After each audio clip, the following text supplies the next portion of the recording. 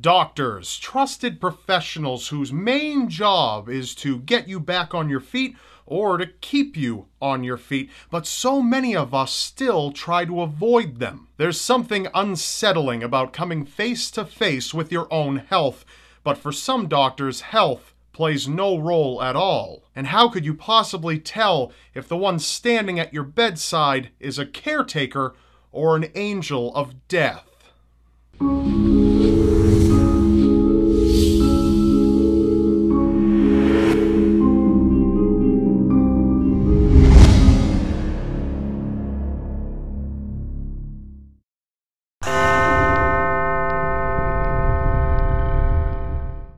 Michael Swango was a very smart man. In high school, he was already considered a genius, with an IQ of around 160. Named High School Student of the Year, he graduated at the top of his class. He was destined for great things, such as becoming a doctor, and that's exactly what he decided to do.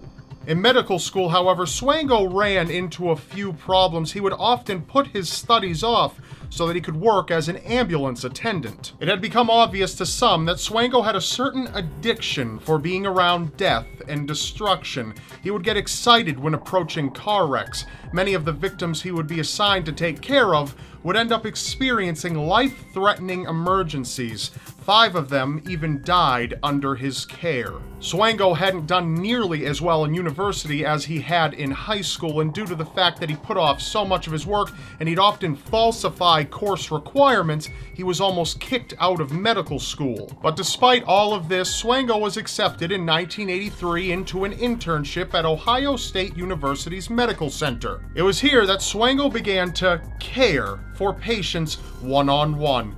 Multiple patients complained that a certain blonde doctor fitting his description had given them something that harmed them. One woman was even recovering nicely from an automobile accident. Swango dropped by a room to take blood samples, and shortly thereafter, the woman was dead. Because of all these incidents, staff took notice and reported him. However, to avoid potential lawsuits, the hospital refused to go to authorities and simply let him finish out the year without rehiring him afterwards. He was eventually given another job, this time in Illinois. He'd often come in bearing gifts for his coworkers, coffee and desserts to eat, and each time his coworkers would fall violently ill. He was eventually found out and promptly fired. It had seemed that Swango was a menace, and an untouchable menace at that. His coworkers eventually found out that he was trying to poison them, and for that he spent 5 years in prison. But once he was released, he simply continued to practice. He managed to work several other jobs where he would have access to his insatiable hunger for murder. He changed his name, falsified documents, and moved from place to place, always in search for more people to kill. He even began poisoning his own girlfriend. In 1994, with the FBI close at his heels, Swango fled the country for Zimbabwe. While in Zimbabwe, he was swiftly suspended for the suspicion of, yet again, killing his patients. But Swango continued to do his dirty work, whether it involved hiring a lawyer or just moving on. Even the woman who had housed him during his stay ended up being poisoned. No one was safe. Thankfully, Swango was eventually brought to justice and sentenced to life in prison without parole. It is believed that he is responsible for over 60 murders.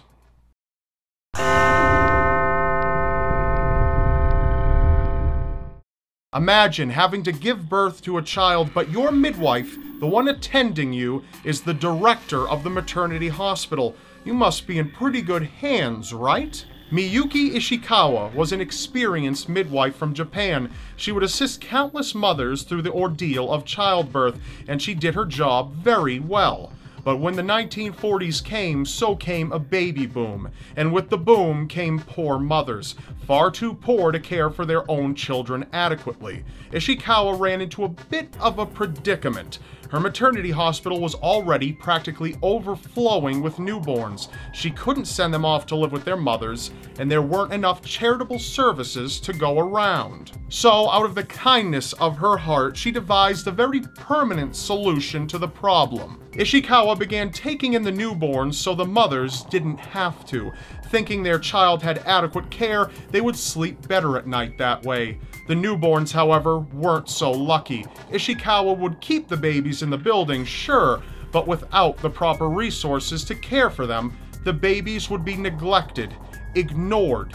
It'd be like they weren't even there, and right in the place they were set, they would wither and die from hunger or dehydration. Ishikawa would continue this practice for some time, and as babies' bodies began to pile up, she would take them and hide them throughout the city. Because of her detestable acts, nearly all of the other midwives of the hospital resigned. Ishikawa, unfazed, began to expand her practice. She, with the aid of her husband, would begin to collect payment for her unique service, convincing the mothers that they'd never be able to afford the child. This was a much more inexpensive option. They were even able to employ a doctor in on the scheme who would gladly falsify death certificates. Ishikawa, her husband, and their doctor were all caught after police accidentally stumbled upon 5 dead babies in a bag. When she was arrested in 1948, she blamed the parents for having abandoned their children, which oddly enough she received a lot of public support for. But overall, she was sentenced to prison. Ishikawa spent less than 10 years in prison for her actions, and it is believed she is linked to the deaths of over 160 newborns.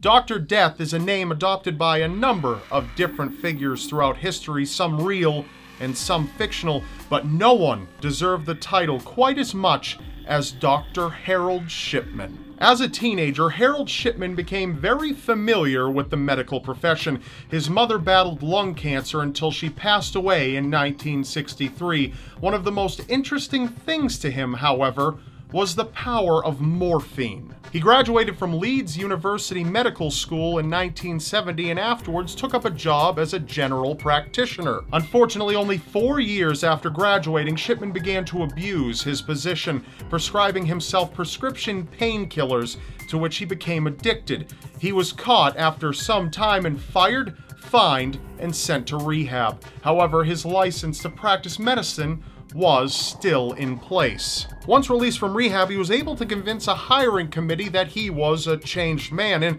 truth be told, he was. Shipman received a clean slate and worked as a general practitioner in a different hospital until 1993. It was at this time that he set up a private practice where he would specialize in house calls. He'd drop by the bedsides of the elderly to administer care. Truth be told, he would see to the death of most of these people by injecting them with overdoses of heroin, then simply walking away. For reasons he kept to himself, Shipman was more partial to killing elderly women, but he also killed his fair share of men as well. However, not all of them elderly. His youngest victim was only 41 years old. After murdering their relatives, Shipman would confront grieving family members and suggest that their lost love should be cremated. Of course, this was to cover his tracks, and a surprising number of people agreed and willingly signed off on destroying all of the evidence. It was such a surprising number that a local funeral parlor expressed concerns to the coroner over the number of deaths under Shipman's care and the number of cremation forms for elderly women. This information was brought to police, but they were unable to find sufficient evidence to bring forward charges. Shipman continued to kill until his final victim, Kathleen Grundy, a former mayor and an elderly woman in very good health, was found dead in her home in 1998.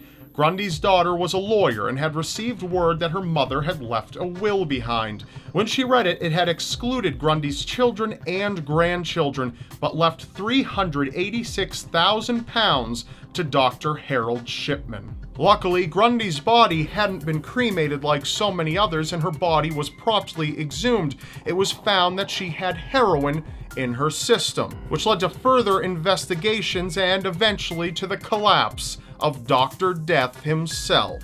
In 2000, Harold Shipman was arrested and sentenced to 15 consecutive life sentences, plus 4 more years for forging the will, but he only ended up serving 4 years until he hanged himself with his own bedsheets inside his cell. Though he was only found guilty for 15 murders, that's all they could prove, but it is well known that Harold Shipman is linked to over 300 murders. Unbelievable how dedicated some people are to murder. They'll dedicate most of their lives just for the chance of ending yours. That's all for now. Remember, you may not believe it, but anything is possible in a world so seriously strange. I'm Rob Dyke, and I'll see you next Wednesday. Please show Jupus, the artist of this series, some support by subscribing to her YouTube channel linked in the description below. Also, be sure to click subscribe on screen now to subscribe to my channel, because you won't want to miss what's next.